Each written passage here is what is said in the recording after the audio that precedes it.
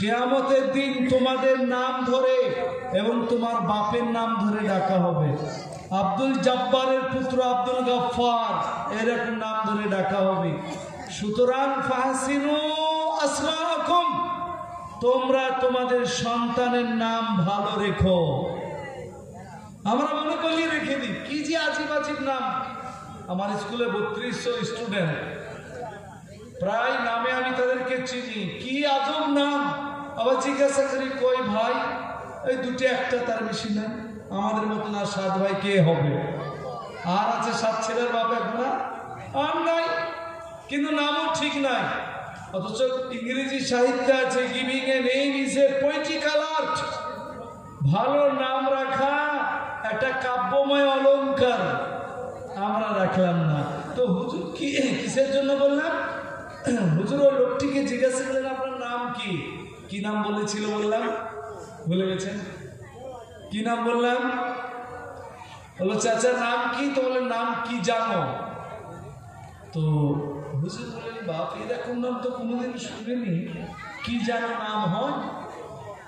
তখন আরেকটু নরম হয়ে বলল বাপ শোনেন, আমার যিনি জনক আমার বাপ নাম রেখেছে সুলতান, এটা ঠিক। আর এখন আমার আধুনিক বাপেরা বলছে কি জানো? কিরকম? বলে শোনো মৌলানা সাহেব, আপনারা না শুনি আর পারি না। ছোট ছেলেটা জমিতে সার দেবে, তো একবার বললাম পটাশ না দিয়ে ইউরিয়া দাও, তা আমাকে বললো অসব বকো না তো, তুমি কি জানো? তা আমি একবার কি জানো হলাম। মেজে ছেলেটাকে বলছি এবার কলাই বলতে হবে না গম বলতে হবে, বকো না তো, তুমি কি জানো চাষে?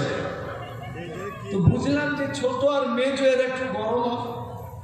আমার একমাত্র ছোট মেয়ে, তার বিয়ে দিবে, তো বড় ছেলে আর জামাই ছেলে দেখে বলো 2-3টা দেখলো, এসে তাদের মত হলো অমুক জায়গাতে বিয়ে দিবে। তা আমি বললাম বাবা তোমরা দেখেছো ঠিকই, কিন্তু ওই ফ্যামিলিটার পূর্ব ইতিহাস খুব ভালো নয়, তো বিয়েটা ওখানে দিও না। এইখানে আর একটা বলছিল এটা দেয়, আর বাচ্চা আমার জানা আছে, একটা মান মর্যাদা আছে। দেখলাম বড় ছেলে যে ঠান্ডা হয়, একটু বাপ মাকে মানে, সেও যেন একটু ঘাড় কাত করে বলল বাবা সব ছাড়েন তো, আপনি কি জানেন এখনকার লোকের আচারে। তো মনটা একটু বেজার করেছি। এমন তো অবস্থায় বাড়ি আলি এসে পোতাকে কোলে করে বলল তুমি কেন তো বকো, তুমি কি জানো বলো তো। তখন মেজাজটা খুব খারাপ হলো। আমি এখন কি জানো হলাম, তোকে বিয়ে করে নিয়ে এসে 7 ছেলের মা করলাম, সারা জিন্দেগি পার করলাম, এই বয়সে এসে আমি কি জানো হলাম। মনের আক্ষেপে 3 দিন মসজিদে রাগ করে চলে এসেছি। ছোট বেটাও ধমক মারে, মেজোটাও মারে, বড়টাও, আবার বাড়ি আলিও বলে যে কি জানো।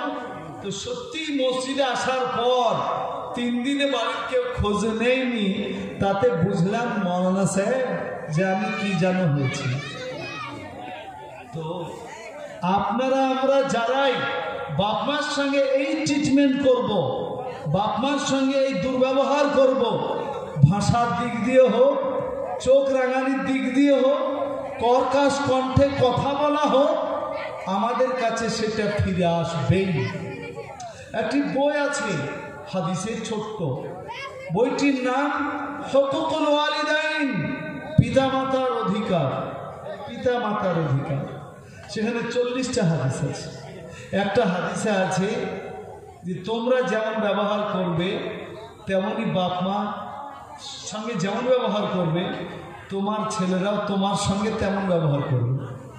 তার ব্যাখ্যাতে যিনি লেখক একটা গল্প লিখেছেন যে এক ছেলে জোয়ান আর বাপ অতি বৃদ্ধ। বাপ বৃদ্ধ হয়ে গেলে বা যারাই হোক একটু খিটখিটা হয়, একই কথা বেশি ঘুরিয়ে বলে, বাড়িতে কেউ আসলে দেখতে পাচ্ছে না ভালো, বলে হ্যাঁ রে বাপ কে এলো, বাবা জিজ্ঞাসা করতে চায়। তো 2 বাপ বেটার একবারে মিল নাই, বেটা যখন যা পারে গালি দেয়, বয়স্ক মানুষ গালি শুনিয়েও গালি দেয়, বাপ বেটা হয়ে যায়। একদিন চরম ঝগড়া হয়েছে, বেটা খুব রাগান্বিত যে তোকে আজকে মেরেই ফেলু যা হবে। যে বুড়ো বাপকে মাথায় তুলেছে, ঘাড়ে নিয়েছে। এই গল্প আমি নজরুল সাহেবের কাছে শুনেছিলাম, পরে আমি পড়েছি বই। তিনি আরো দারুণ ভালো করে বলতেন। তো বুড়ো বাপকে ঘাড়ে করে জঙ্গলের দিকে নিয়ে যাচ্ছে। উদ্দেশ্য কি?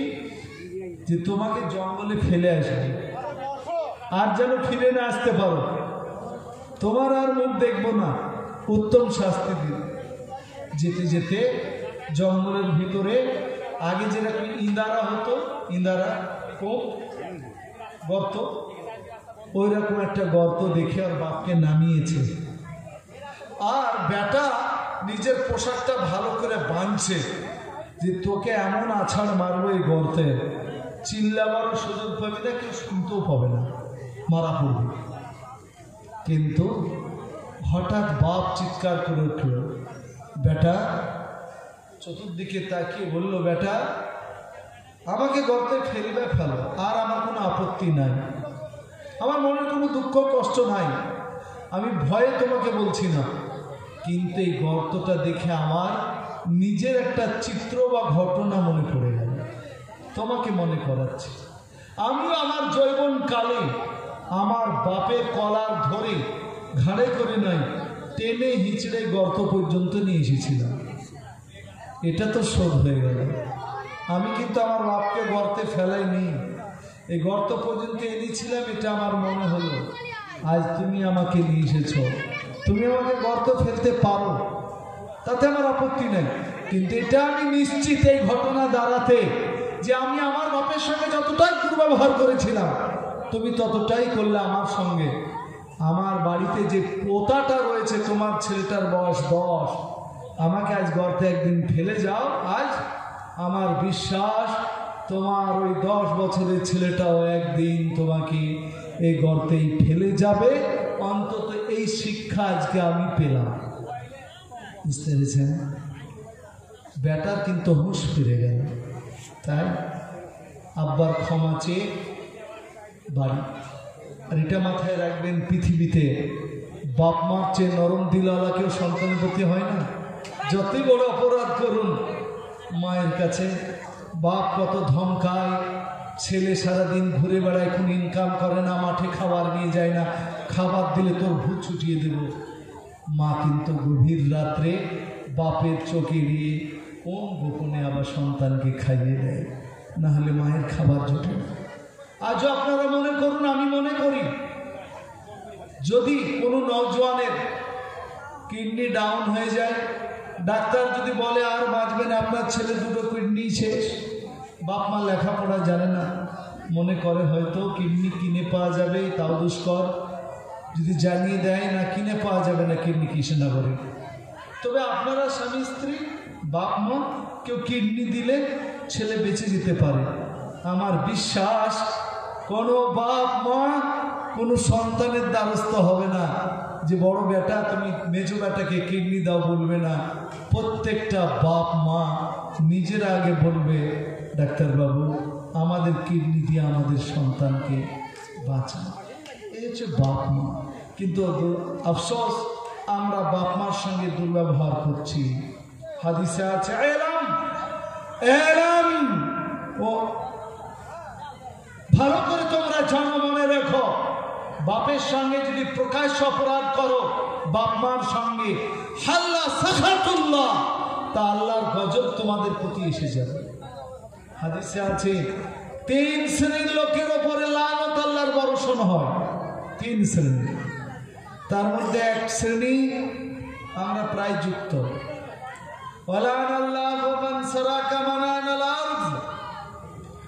আল্লাহর অভিশাপ নেমে আসে ওই ব্যক্তিদের প্রতি যারা মাঠে চাষ করে। ছোটবেলায় 8-9 বছর বয়সী মাঠে ছাগল চড়াতে গেছি, তো মাঠের আল বলে না, 2 জমির মাঝখানকে আল বলে, তো আপনাদের এলাকাতে বড় বড় ছিল না, দূরে হাঁটা যেত না বলো। এখন আপনাদের মাঠের অবস্থা আমার জানা নেই, কিন্তু আমার মাঠে জানা। আর মাঠে জমির আল নেই,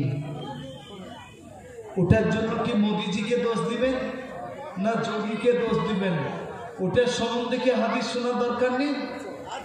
হ্যাঁ, আল্লাহ নবী সাল্লাল্লাহু আলাইহি সাল্লাম বলেছেন, মান সারাকা মানারাল আরজ, ওই জমির আল যারা চুরি করে, আল নষ্ট করে, ভোর রাত্রে নামাজ পড়ি নাঙল নিয়ে চললো মাঠে, এমন ভাবে ফাল ঢুকালো ডান ডান বাম বাম করে, আলের তলায় ফাল, যেমনি পানি দিল আল বসে গেল। ছোট হাজি দেখলো তো বড় হাজি কাজ ছেড়ে দিয়েছে, এবার বড় হাজির ছোট হাজির পালা, এমন ভাবে ফাওড়া বা কোদল মারে, ঢুকে এক জায়গায় বের হয়ে আরেক জায়গায়। এইভাবে আল শেষ হয়েছে। আর বিশ্ব এ আল হওয়াতে কি হতে পারে, হয়তো আপনি কপি চাষ করলে 1 লাইন কপি, 1 লাইন ধান, এর চাইতে তো বেশি কিছু হবে না। আল্লাহ নবী সাল্লাল্লাহু আলাইহি সাল্লাম বললেন, তোমার ওই 1 লাইন চাষ বেশি হবে, কিন্তু শোনো, আমি বিশ্ব নবী মুহাম্মদুর রাসূলুল্লাহ বলে গেলাম, মান সারাকা মানাল আরজ, যারা জমির আল চুরি করে তাদের প্রতি আল্লাহর লানত বর্ষিত হয়, অভিশাপ নেমে আসে যে তোমরা জমি গোলমাল করে দিলে, আগামী দিনে চিহ্ন নষ্ট করে দিলে, আমিনারা এসেও মেপে তাল পাবে না। এর জন্য আল্লাহর গজব, আল্লাহর লানত, অভিশাপ নেমে আসে।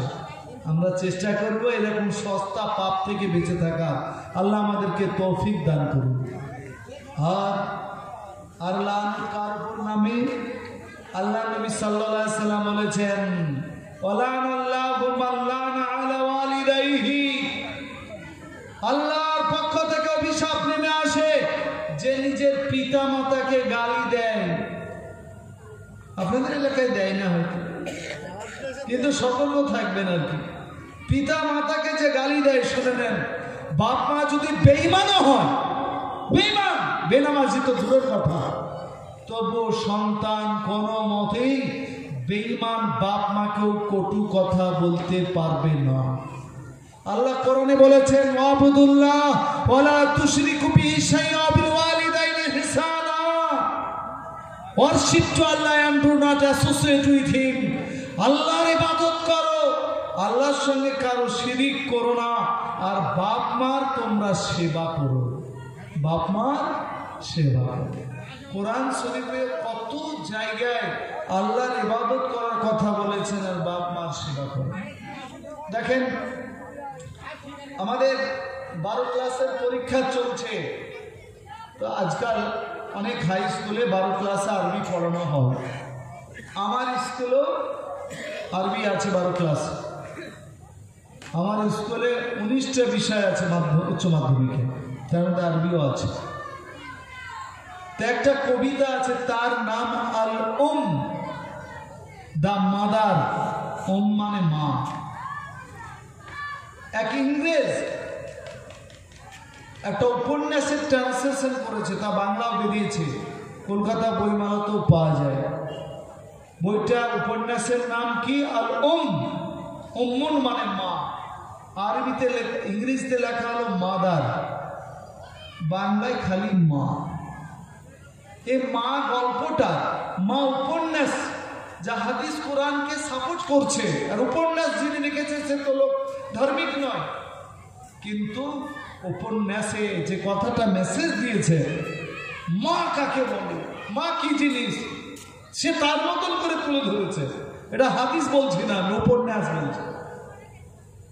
বলা হচ্ছে, এক ছেলে এক মেয়েকে দারুণ ভালোবাসে, আর যখন প্রেম প্রীতি হয় তো ওর মতন গুনাহ হয় না, ওর মতন মিথ্যা হয় না।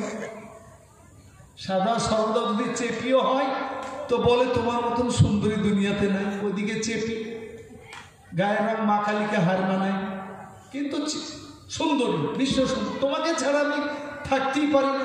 সব পাপ প্রেমে হয়। কোনো একদিন মেয়েটিকে ছেলেটি বলল, তুমি আমার কাছে যা চাইবে তাই দেবো, তুমি যদি আমার রক্ত লাও, খাসাম রক্ত কেটে দিতে পারবো, তুমি যদি আমার কলিজা লাও তো আমি কলিজা বের করে দিতে পারবো। এর নাম প্রেম।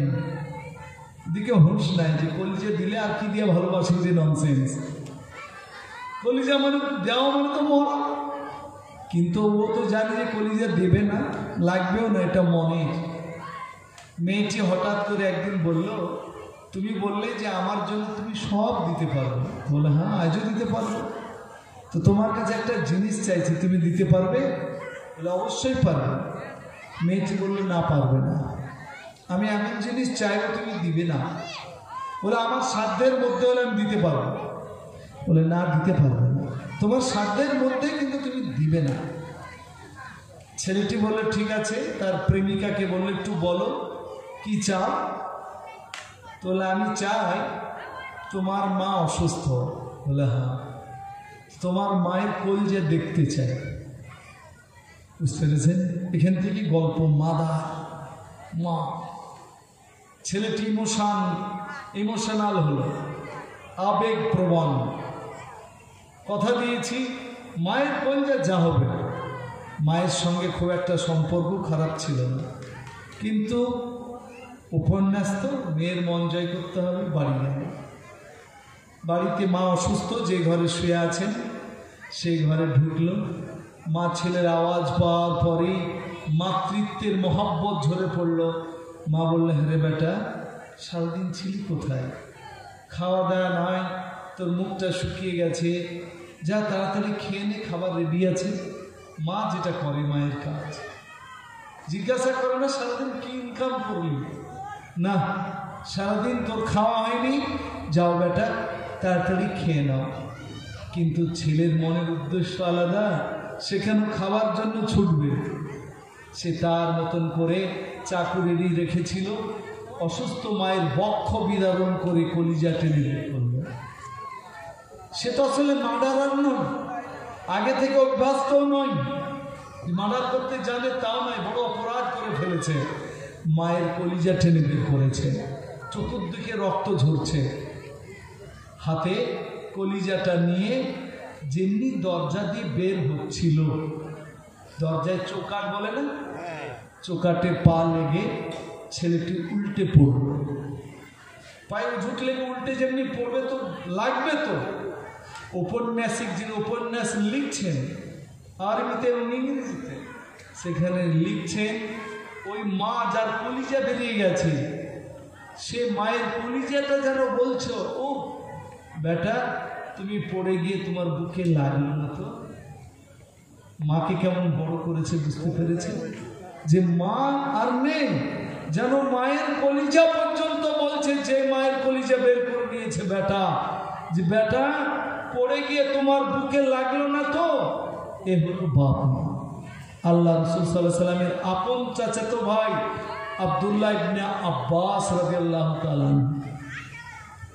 তিনি এসে নবীকে বলছেন, তার আপন চাচাতো ভাই বলছেন, ইয়া রাসূলুল্লাহ ইয়া হাবিবাল্লাহ ইন্না উম্মি তুওয়াফিয়াত, আমার মা মারা গেছে, কি করব ইয়া রাসূলুল্লাহ? মায়ের ব্যথা, মায়ের বেদনা, মায়ের মহব্বত সব ঝরে পড়ছে মনে, আমার কি করণীয়? আমার মা নাই। তা আল্লাহ নবী সাল্লাল্লাহু আলাইহি ওয়াসাল্লাম বলছেন, তুমি তোমার মায়ের জন্য দোয়া করো আর দান করো। দোয়া আর দান, দানে কেমন লাভ হয়?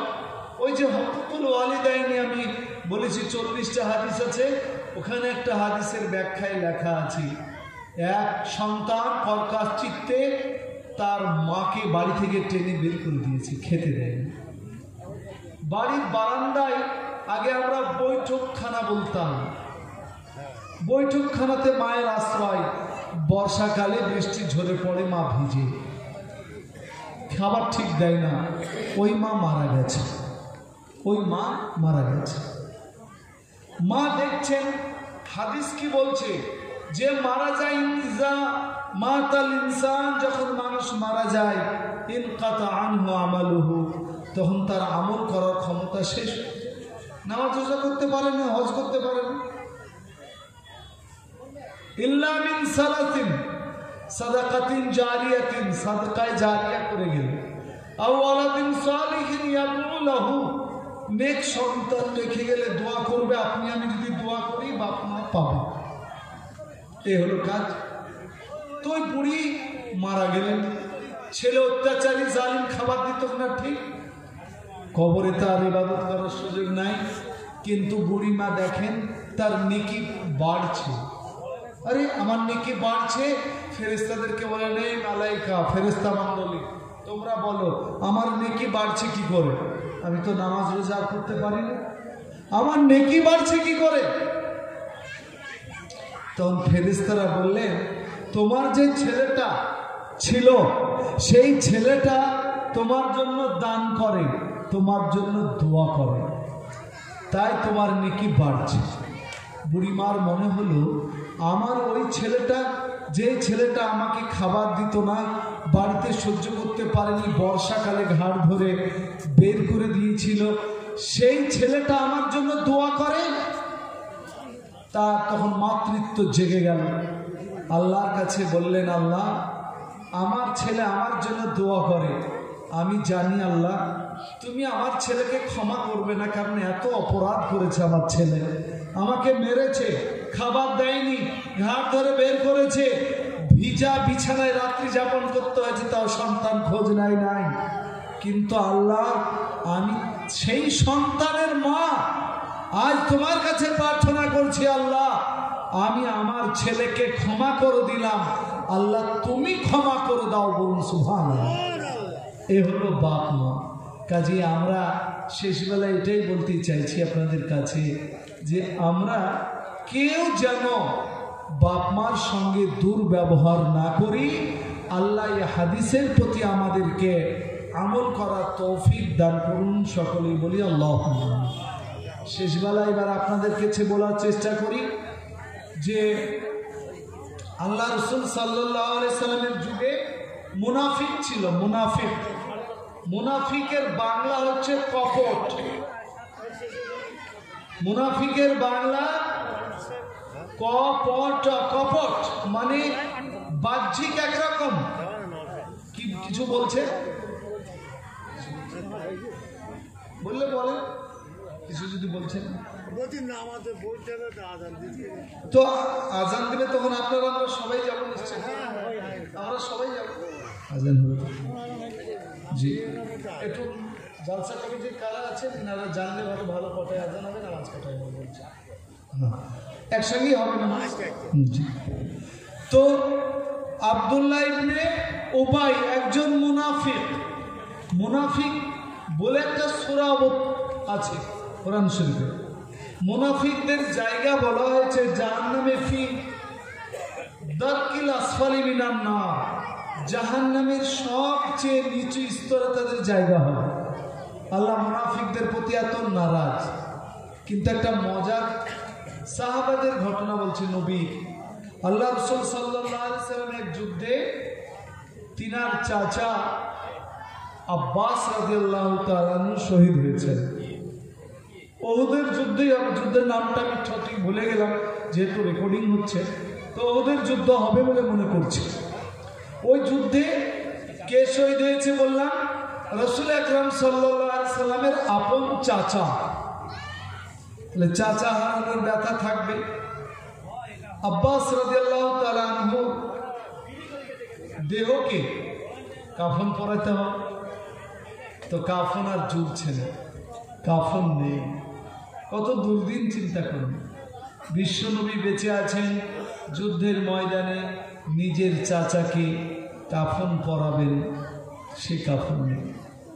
শেষ পর্যন্ত নাম মনে রাখবেন, আব্দুল্লাহ ইবনে উবাই একজন মুনাফিক, অর্থাৎ বাহ্যিক মুসলমান, ভিতরেও মুসলিম, কপট। এগিয়ে এসে বলল, এ লম্বা উঁচু ছিল, বলে যার তার পোশাক তো আপনার চাচার গায়ে হবে না, কাজে আমার পরনের জামাটা আপনার চাচার কাফন হিসাবে দিচ্ছি। একজন মুনাফিক আল্লাহ রাসূল সাল্লাল্লাহু আলাইহি সাল্লামের চাচার কাফন করার জন্য নিজের জামা খুলে দিল, সেই জামা পরিয়ে দাফন হলো। একদিন, দুদিন, 1 বছর, 2 বছর, আব্দুল্লাহ ইবনে উবাই এবার মারা গেল। তো মুনাফিক, এর ভিতরে ইসলাম নাই, বাহ্যিক ইসলাম। কিন্তু আব্দুল্লাহ ইবনে উবাইয়ের বেটা কিন্তু মুসলিম, বাপ মুনাফিক।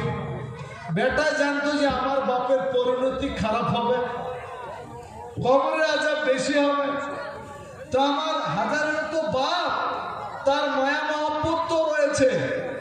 তাই নবী সাল্লাল্লাহু আলাইহি ওয়াসাল্লামের কাছে এলেন। কে এলেন? মুনাফিকের বেটা মুসলিম আল্লাহ রাসূল সাল্লাল্লাহু আলাইহি ওয়াসাল্লামের কাছে এসে বললেন, ইয়া রাসূলুল্লাহ, ইয়া হাবিবাল্লাহ, আপনার কাছে একটা অনুরোধ নিয়ে এসেছি। বলে, কি বলো? বলে, আপনার চাচাকে আমার আব্বা কাফনের জন্য জামা দিয়েছিল, মনে আছে? বলে, হ্যাঁ মনে আছে। আমি আপনার কাছে দাবি করতে এসেছি, আজকে আমার আব্বার কাফন করার জন্য আপনার গায়ের জামাটা দিয়ে শোধ করেন। বুঝতে পেরেছেন উদ্দেশ্য কি? নবীর গায়ের জামা যদি গায়ে থাকে তাহলে আর আযাব গজবের ভয় আছে? নবীর জামা, তাই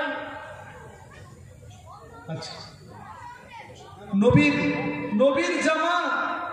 তাই আল্লাহ রাসূল সাল্লাল্লাহু আলাইহি ওয়াসাল্লামকে মনে করালেন যে আমার বাপ আপনার চাচাকে যুদ্ধের ময়দানে দুর্দিনে জামা দিয়ে সহযোগিতা করেছিল, ইয়া রাসূলুল্লাহ, ইয়া হাবিবাল্লাহ, আজকে আমার বাপের কাফনের জন্য আপনার জামাটা দিন। হযরত ওমর রাদিয়াল্লাহু তাআলা রায়, মুনাফিককে আপনার জামা? রাসূল সাল্লাল্লাহু আলাইহি ওয়াসাল্লাম বললেন, ওমর, আমাকে যে কথা মনে করিয়েছে আমার ওই চাচার, আমি অনেক কাফন পেয়েছিলাম যা দিয়ে পা ঢাকলে মাথা ঢাকছিল না, মাথা ঢাকলে পা ঢাকছিল না। সেই দিনে আব্দুল্লাহ ইবনে উবাই মুনাফিক হলো, জামা দিয়েছিল খুলে, আমার চাচার কাফন হয়েছে, আমি আজ তা শোধ করব। আল্লাহ নবী সাল্লাল্লাহু আলাইহি ওয়াসাল্লাম নিজের জামা দিলেন, মুনাফিকের কাফন পরানো হলো। কিছুক্ষণ পরে আব্দুল্লাহ ইবনে উবাই মুনাফিক তার ছেলে মুসলিম বললেন, ইয়া রাসূলুল্লাহ, ইয়া হাবিবাল্লাহ, আমার যেই বাপ আপনার চাচার কাফন দিয়েছিলেন জামা খুলে, তার জানাজাটা আপনি পড়ান। তাতে লাভ কি? যে বাপের জানাজা নবী পড়াবেন, তাতে আমার আব্বার আরো কিছু গুনাহ মাফ হবে। চিন্তা দেখুন, জামা গায়ে দিল, ওই গায়ে জামা থাকলে কবরে আযাব হবে না, আর নবী জানাজা পড়াবে তো ওই জানাজা কবুল হবে। ব্যাস, নবী সাল্লাল্লাহু আলাইহি সাল্লাম চাচার কথা মনে হওয়ার কারণে জানাজা পড়তে উদ্যত হলেন। পথে চলছে, রাস্তায় ওমর রাদিয়াল্লাহু তাআলা খাড়া, ইয়া রাসূলুল্লাহ, হাবিবাল্লাহ, আপনি কার জানাজা পড়াতেছেন? মুনাফিকের জানাজা, ক্ষমতা পড়ানো হবে না। আল্লাহ রাসূল সাল্লাল্লাহু আলাইহি সাল্লাম বললেন, ওমর, রাস্তা ছাড়ো, কোরআনে এখনো নিষেধ হয়নি। আমার কাছে জিবরাইল এসে বলেনি যে মুনাফিকের জানাজা পড়ানো যাবে না, কাজেই আমি জানাজা পড়াবো। নবী সাল্লাল্লাহু আলাইহি সাল্লামের জানাজা, নবী সাল্লাল্লাহু আলাইহি সাল্লামের জামা দিয়ে কাফন হলো, নবী সাল্লাল্লাহু আলাইহি সাল্লাম জানাজা পড়াবেন। এইরকম নসিব আপনাদের আমাদের কারো আর জিন্দগিতে হবে বলে মনে হয়? যে নবীর গায়ে দারুল উলুম দেওবন্দে যে রুমালটা আছে, অনেকে বলে এটা নবীর রুমাল, তা নয়। নবীর গায়ের রুমালটা যে রুমালে জড়া ছিল তুর্কিস্তানে, নবী সাল্লাল্লাহু আলাইহি সাল্লামের রুমালটা যে রুমালের সঙ্গে জড়া ছিল তুর্কিস্তানে, টার্কিতে, এরদোগানের দেশে, সেই রুমালটা দারুল উলুম দেওবন্দে আছে। হাজার হাজার লোক তাই দেখতে যায় যে নবীর রুমাল এই রুমালকে টাচ করেছে, ছুঁয়েছে, তাই এত বরকত মনে করে। আর সরাসরি নবীর জামা গায়ে দিয়ে কাফন পরানো হয়েছে, এর না কত মঙ্গল হবে। আপনাদেরকে বলতে চাইছি, আপনারা যত বড়ই মওলানা দিয়ে নিজের জানাজা পড়ান, ওসিয়ত করে যান, কোনটাই কোনো কাছে লাগবে না। কারণ কেউ আমরা নবীর কাছাকাছি কল্পনাই করা যাবে না। আল্লাহ কোরআনে বললেন, ইনিস্তাগফির লাহুম আও লা তাস্তাগফিরহুম, ওগো নবী, আপনি তাদের জন্য দোয়া করুন, ক্ষমা চান আর না চান, কোনটাই কাজে আসবে না। বলুন সুবহানাল্লাহ।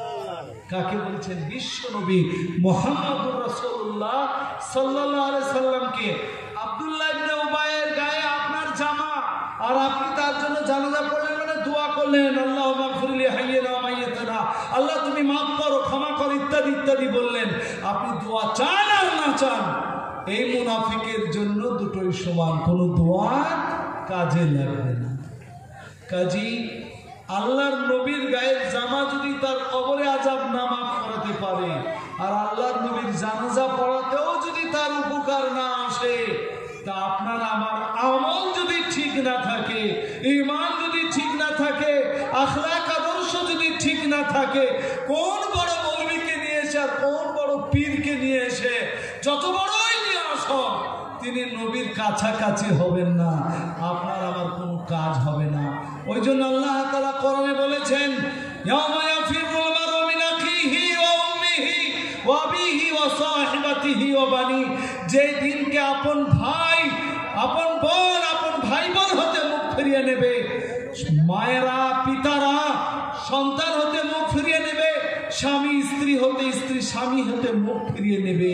লিকুল্লি ইমরিইন মিনহুম ইয়াওমাইদিন শানুন ইউগনি, আর কিয়ামতের দিন প্রত্যেকেই নিজেকে নিয়ে ব্যস্ত থাকবে। ওয়ায়াকুলু আদামু নাবিয়ুনা, আদম আলাইহিস সালাম বলবেন ইয়া নাফসি ইয়া নাফসি, ওয়া ইয়াকুলু মূসা ওয়া ঈসা ইয়া নাফসি ইয়া নাফসি, মূসা ঈসা আলাইহিস সালাম বলবেন ইয়া নাফসি ইয়া নাফসি, আমার কি হবে, আমার কি হবে। ওয়া ইয়াকুলু নাবিয়ুনা ওয়া রাসূলুনা মুহাম্মাদুর রাসূলুল্লাহ সাল্লাল্লাহু আলাইহি ওয়াসাল্লাম, একমাত্র আমার আপনার বিশ্ব নবী মুহাম্মদুর রাসূলুল্লাহ বলবেন ইয়া উম্মতি ইয়া উম্মতি ইয়া উম্মতি, আপনার আমার নবী কেবলমাত্র বলবেন উম্মতি উম্মতি। আল্লাহ তাআলা তখন বলবেন, বুখারী শরীফে আছে, ইয়া মুহাম্মাদ ইরফা রাসাকা সাল্লিম মাউতি, ওগো মুহাম্মদ মাথা তুলুন, কি চান বলুন। নবী সাল্লাল্লাহু আলাইহি ওয়াসাল্লাম মাথা তুলবেন, তুলে বলবেন ইয়া রাব্বাল আলামিন, আমার হাজার হাজার উম্মত জাহান্নামে পুড়ছে, তারা গুনাহগার, জাহান্নামে পুড়ছে, আল্লাহ তুমি তাদের ক্ষমা করে দাও, আমি তাদেরকে নিয়ে জান্নাতে যাব। আল্লাহ তাআলা বলবেন, ও ঠিক, যাও নবী মুহাম্মদ, তোমার উম্মতকে নিয়ে জান্নাতে যাও, আমি তোমাকে অনুমতি দান করলাম। সুবহানাল্লাহ। তাহলে আমাদের পাশে কে থাকবে বাপজিরা? নবীর সুন্নত, নবীর উম্মত আমাদের পাশে থাকবে। আপনাদেরকে 8টা পর্যন্ত বলতে বলেছে, আজান হবে, নামাজ হবে। অনুরোধ করছি, নবীর উম্মত হয়ে যদি পরকালে সুপারিশ পেতে চান, তো যারা লুঙ্গি পায়জামা পরবেন গিরার নিচে পরবেন না, চুল কাটবেন তো নবীর শরীয়ত অনুসারে কাটবেন। প্রত্যেকটা কাজ, খাওয়া দাওয়া, উঠা বসা, ব্যবসা, বিজনেস সব নবীর সুন্নত তরিকায় করলে কিয়ামতের দিন নবী আপনার আমার হয়ে সুপারিশ করবে। আল্লাহ যেন আমাদের কিয়ামতের দিন ইমাম, মুক্তাদি, বক্তা, শ্রোতা সকলকে আমাদের নবীর সুপারিশ নসিব করুন, বলুন আল্লাহুম্মা আমিন। আমাদের বাপ মা যারা পরকালে শুয়ে আছেন কবরে, আল্লাহ গো আমরা গুনাহগার, আমাদের বাপ মাকে তুমি নামায় আমল ডান হাতে দিও, জান্নাতুল ফিরদাউস দান করো, আল্লাহুম্মা আমিন। এই বলে আমার বক্তব্য রীতি টানলাম। ওয়া আখিরু দাওয়ানা আলহামদুলিল্লাহি রাব্বিল আলামিন। আসসালামু আলাইকুম।